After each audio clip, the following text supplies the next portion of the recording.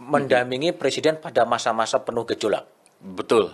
Apa ada yang menarik yang Jenderal TB rasakan ketika mendampingi Pak Habibie di masa penuh pergolakan seperti itu? Banyak. Apa itu misalnya? Ya, misalnya antara lain saya dapat informasi misalnya dari, kalau sekarang mungkin Kabin ya. Kabin. Kalau dulu itu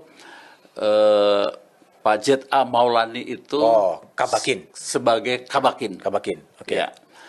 Saya tiba-tiba malam hari begitu ditelepon bahwa ada pasukan liar. Nah, begitu. Ya, saya malam-malam lalu saya koordinasikan dengan Pas Pampres begitu, komandan grup 1 waktu itu, seorang kolonel, lalu saya sampaikan perkuat kita ya penjagaan, dan saya mengambil senjata pribadi, saya tidur di bawah tempat tidurnya Pak Habibie. Tidur di bawah tempat tidurnya Pak Habibie? Iya. Oke. Begitu, jadi ada pintu begitu, malam-malam Pak Habibie mau sholat tahajud, melangkahi saya dan beliau tanya, Hasanuddin, siapa ini? Begitu. Saya Pak Hasanuddin, saya bilang begitu. Begitu.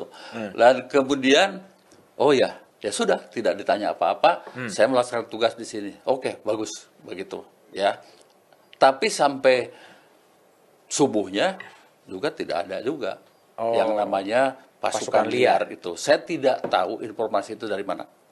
Tapi saya sebagai prajurit ya, yang waktu itu ajudan, ya siap ya melakukan tindakan apa saja untuk menjaga presiden bersama anggota Pas Pampres yang jaga waktu itu.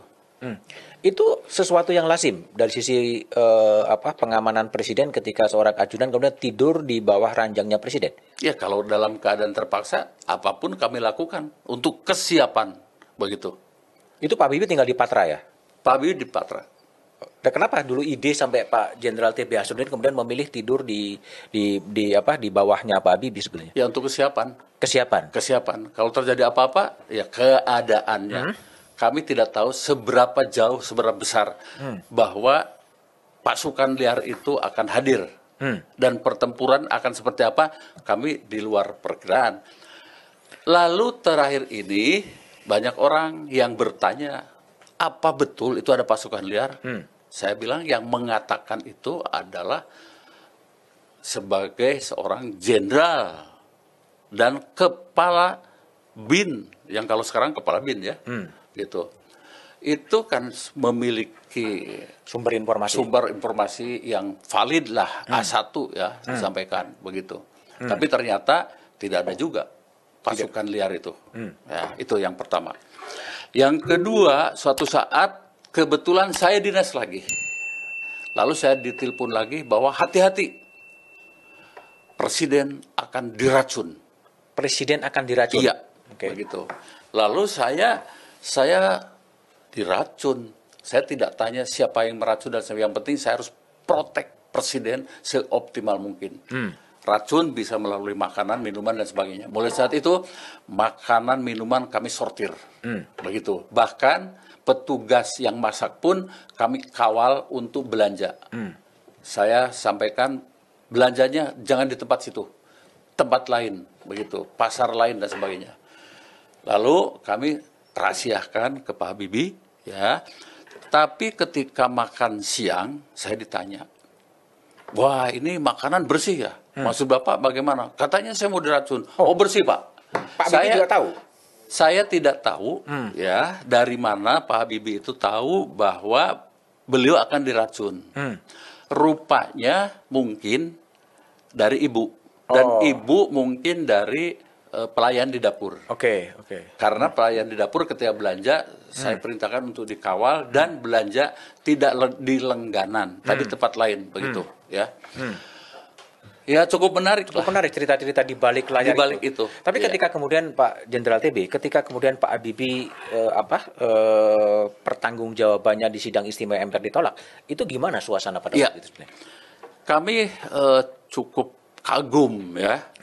Waktu itu saya ajudan ketika pertanggungjawaban itu ditolak hanya karena masalah Timur Timur ya. Kalau tidak salah sekitar perbedaan 32 suara saja. Ya. Kemudian waktu itu kami itu sudah hampir subuh, menjelang subuh itu, ya di MPR ada voting itu.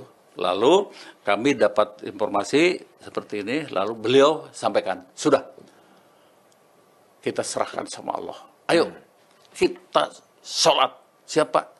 Saya pikir mau sholat di musola beliau di belakang. Lalu saya mau nyiapkan sajadah. Tapi beliau enggak, kita ke Istiqlal. Jadi kami menuju ke Istiqlal, sholat di situ, ya sholat malam dan dilanjutkan dengan sholat subuh. Selesai sholat subuh, kami pulang dan Ibu Ainun sudah menyiapkan bubur. Kami makan bubur hangat. Itu setelah pertanggungjawabannya ditolak oleh sidang MPR. Iya, begitu. Jadi ya biasa saja, suasana kebatinannya ya fine saja. Itulah yang menarik ya dari Iya. si transisi kekuasaan dari Betul. Pak Harto ke Pak Habibie. Nah, Iya.